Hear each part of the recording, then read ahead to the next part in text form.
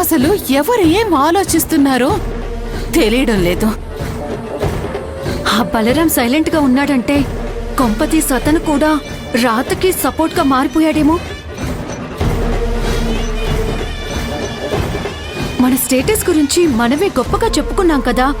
మన ఆస్తి మీద అతనికి ఆశ పుట్టి రాత చేసే పని తప్పుగా అనిపించట్లేదేమో.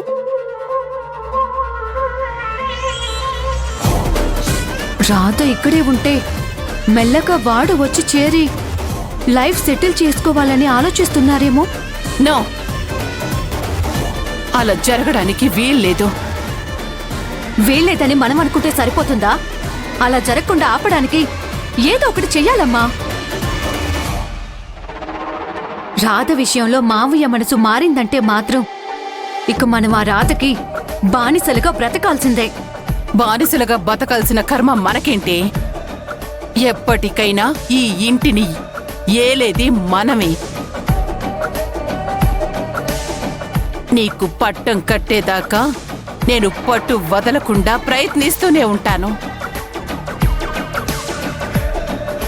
ఎన్ని ప్లాన్లు ఫెయిల్ అయినా సరే నా ప్రయత్నం మాత్రం ఆగదు.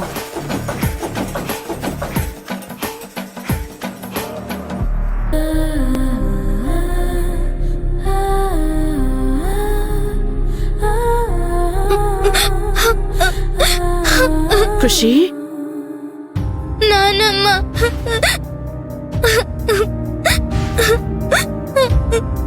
ఖుషి, ఏమైందమ్మా?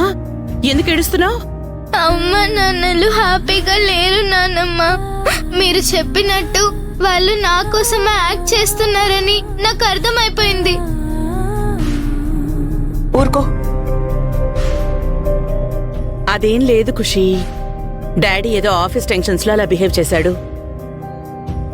వాడికి రాధ మీద ఏం కోపం లేదు.